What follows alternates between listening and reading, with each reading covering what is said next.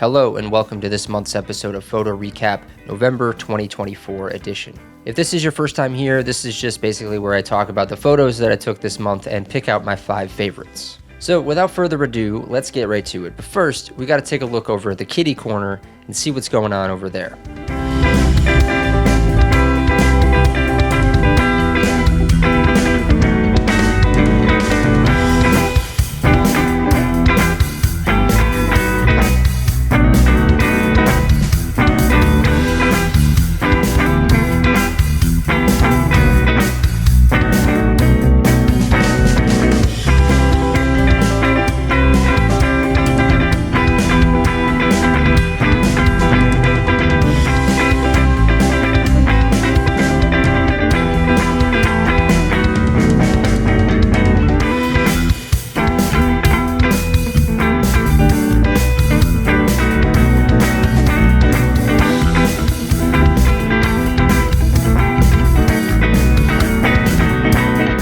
Excellent. And now, on with our regularly scheduled programming, starting with this.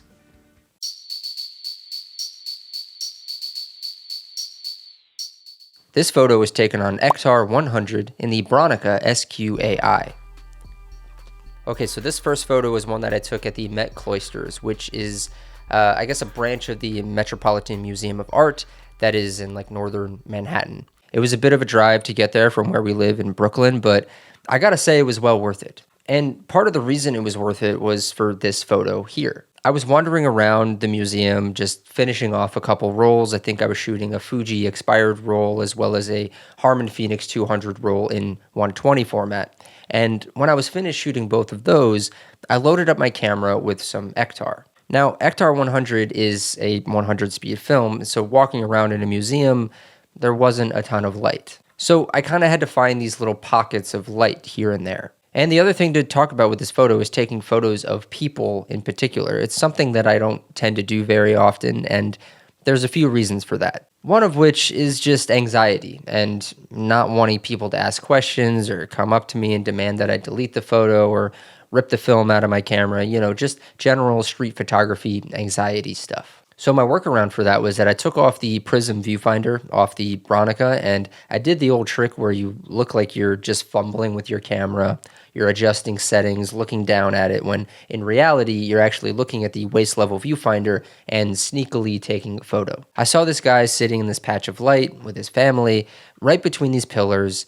And yeah, I mean, it all happened very quickly. And frankly, I don't even think that I had much time to meter the scene. So I think I just had my camera settings at whatever they were at. And luckily, they seemed to be pretty on point. There's an element of this photo that I'm ashamed to say that I don't like as much, which is that you can kind of see who I assume is his wife sitting right next to him. And it kind of takes away from the isolation element of this photo, which isn't necessarily a bad thing, but it's almost like I would have preferred if she was going to be in the photo to just be completely in the photo or not at all, because to me, this photo is really giving me isolated, roaming around a museum vibes. One technique that I'm trying to also get better at looking for are unconventional frames or frames within frames. It's not really something that I come across very often, but when I do, the photos that I end up with end up sort of being some of my favorites. And this one definitely falls into that category.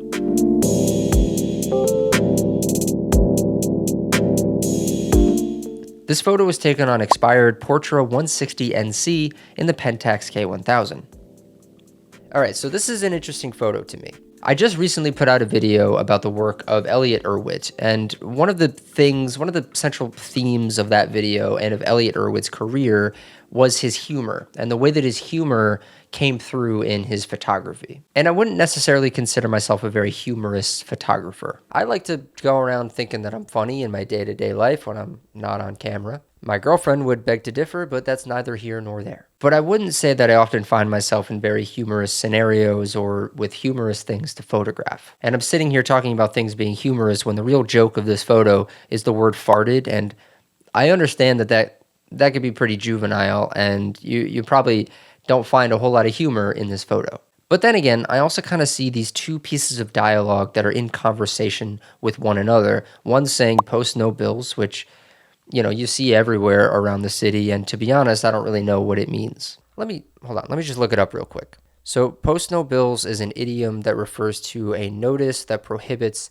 the posting of advertisements on a wall. But I wonder why they call them bills. They're often painted on the protective barriers around construction sites to protect the construction yard and to avoid illegal commercial images.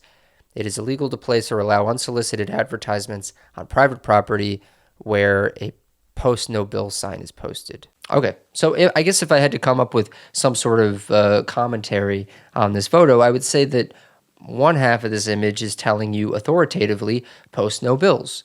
You're not allowed to do that here, whatever. It's like an old British constable or something yelling at a group of rambunctious little kids. And then the response is, who farted? And I think that in my mind, it's saying, like, who took the fun out of being alive? Who took the fun out of being here, part of being a part of a society? Because you get these sort of authoritative commands or like prohibitions in a way, and there's a part of you, a younger part of you, that's just sort of like, well, why not? Like, who died and made you king? Who pissed in your pancakes? See, I like this photo mainly because I walked by it and I thought about not taking the photo, or I was just gonna get the who farted part, but then I guess instinctively I went landscape and I included the post no bills portion of it, which pops out really nicely against the dark green that's in the shadow on the barrier there. And I did have to kind of find the right position in order to get the who farted against the backdrop where you could actually see it. And I'm glad that it came out so crisply and sharply. So yeah, I mean, I'm sort of taking this as a bit of a lesson to be on the lookout for more humorous frames or humorous images, humorous scenes around me, and just be a little bit more receptive to them.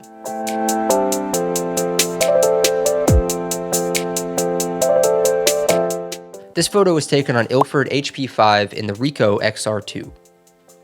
Alright, so this photo was taken at the Guggenheim Museum, the exterior of it. I didn't go inside. I was out on a photo walk and I decided to go to Central Park, and I just happened to find myself walking by the Guggenheim.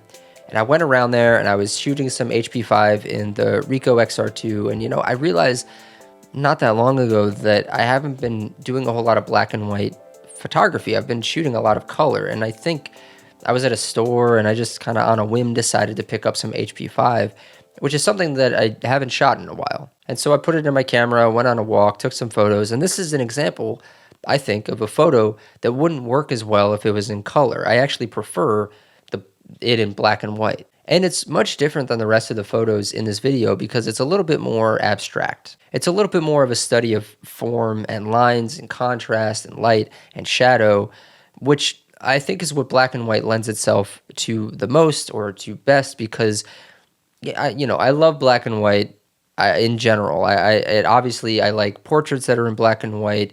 Landscapes can be sort of hit or miss in black and white. I mean, you've got Ansel Adams who kind of perfected the art of black and white landscapes. But I often find that black and white suits itself really well to these sorts of abstract studies of line, shape, and shadow. I don't have much to say about this on a formal compositional level. I put it in here mainly as a means of reminding myself that I can look at images as studies of the way that light is playing off of different angles. And I could try to shoot a little bit more abstract. I think I try to do it, and I very often fail to come away with images that mean anything to me other than just like, oh, that's pretty neat. And this is a photo along with a whole series of photos that I took outside the Guggenheim. I'll show them to you now, that I think were successful attempts at playing with this idea, playing with the idea of photographing architecture in an abstract sort of way, in a way that studies the fall of light and shadow.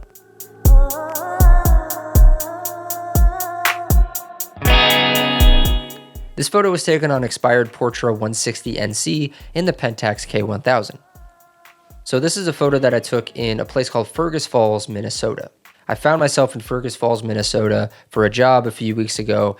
I had my camera and I was finishing off this expired roll of Portra 160 NC, so I really only had like 10 frames left to shoot on it. And this photo, I would say I picked it mainly for the memories that it gives me, and specifically the memories of this morning that I took it. I took this probably around 8 in the morning or so, and the sun was just rising, and you can't really tell, maybe you can, but there's this really dense, heavy fog, this morning fog that is hovering over this lake. What you're looking at is a lake right there. We were filming at a lake house. And the way that the morning sun was rising so beautifully and cutting through this hazy morning fog that was expansive over this lake was just absolutely beautiful. I went out there and I tried to make a few photos.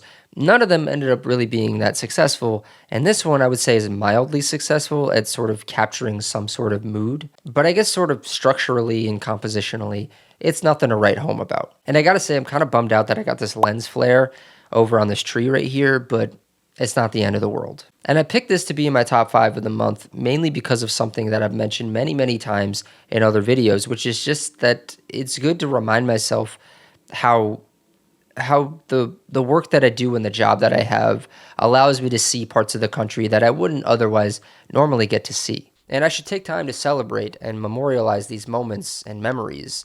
So yeah, I think that this photo is mainly just me doing that. And also, I guess on another note, like I said, I went out there and I tried to take a bunch of photos, but a lot of them didn't turn out very successful. I think the concept of a successful image is in the eye of the beholder and is also a bit of a malleable subject. And this to me is not an incredibly luxurious photo. It's not what I would consider to be a beautiful photo, but it is, in my mind, a successful photo that takes me back to a place. It takes me back to a memory, and it takes me back to a moment where I was sort of enraptured in the pure bliss of an early morning cutting through the fog on a lake in Minnesota.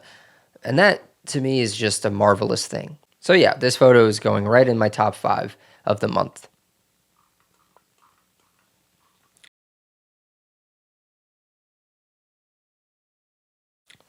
This photo was taken on Ilford HP5 in the Ricoh XR-2. All right, for this last one, I'm going to try to keep it incredibly brief for reasons that'll become clearer in a minute. My girlfriend Harley and I live in Brooklyn, and we recently had a fairly traumatic and tragic thing happen very close to us. And I'm not going to go into detail, and I'm not going to give any names or anything like that. And I understand this is coming across very mysterious, but this is a photo that was taken the day after or maybe 2 days after this traumatic event. And you might be able to read between the lines a little bit here with what I'm saying and what you're seeing on your screen. But yeah, this is an image that, while it's not beautiful, is something that contextually is something that just means a lot to me. I guess I'll come out and say that this traumatic event does involve the death of someone. And that person left behind a shoe, and that's the shoe that you're seeing here on your screen. Part of the sort of healing process, part of the grieving process, part of the memorializing process in my mind lately has been the act of making sure that someone is not forgotten. And I went outside and I saw this person's shoe left on the ground outside, presumably to be taken away with the rest of the garbage on the street. And it was incredibly tragic, and it was incredibly sort of an emotional moment for me. And typically I'm a bit against the idea of taking a photo of something when the alternative is just feeling the emotion and allowing yourself to feel the emotion and not necessarily documenting the emotion. Sort of like when you go to a concert, you don't have to film the whole thing. Just feel whatever you're feeling in the moment and let that be enough. But in this moment, I instinctively decided to pull out my camera and take a photo of this. And I actually took several photos just to, make sure that I had it. Because like I said before, the act of not allowing yourself to forget someone after they passed on is, I think, the kindest thing you could do for anyone. And, they say that you die 2 deaths. One when you breathe your last breath, and one when someone says your name for the last time. So while I didn't necessarily know this person very well, the nature of their death was something that has impacted me, and I know it's impacted those around me pretty profoundly. So I'm going to sort of leave it at that. I know that I said I would keep this brief, and I'm going to keep it brief, and I'm just going to say one last thing, which is that you should reach out to your loved ones. Yeah, reach out to your loved ones. And that'll do it for this month's edition of Photo Recap. Sorry to end on a bit of a downer there, but I think if I had to put a little bit of a positive spin on it, I would say that part of being alive is having a mixture of the good with the bad. I feel like we all know that instinctively, but very rarely do I think we get to look back at a month of work or a month of memories and actually get a sort of tangible look back at the positive and the negative. So right before that last photo, we have an image of the lake in Minnesota where I'm marveling at the beauty of the universe. And then right after that, we have something that's a little bit more tragic. And it's just a bit of a healthy reminder sometimes that life is short. It's not guaranteed, and it's something that we shouldn't take for granted. So yeah, I know that you all don't come to these videos for life lessons or for reminders of that sort. You probably come here just to look at some photos taken by some guy on YouTube. But yeah, I mean, I'm a real person on the other side of this camera. And I'm sure you are too, wherever you're watching this. So it's important for us to, I feel, hold on to our humanity and treat each other like human beings and talk to each other like human beings. So I'm really trying when I make these videos not to talk to you as someone who is trying to sell you something or trying to promote myself or promote my work or whatever. I'm a real person over here, and I'm living life, going through things just like all of you, and that's okay. That's just part of the human experience. So anyway, I hope everyone out there is doing well for themselves and taking care of themselves. And you know what? If at this point you want to go ahead and hit the subscribe button, go for it. And if you do, be sure to hit the bell to be notified when new videos come out on this channel. If you're feeling up for it, you could become a member and help support me. You could also support me by going to my print shop and consider buying one of my prints. You could also follow me on Instagram, or you could follow me on Letterboxd, because I'm constantly on there watching movies, logging and reviewing movies. So yeah, we can nerd out about movies if that's more your speed. And that's going to do it for me. November 2024 had its ups and downs. I'll see you all next time.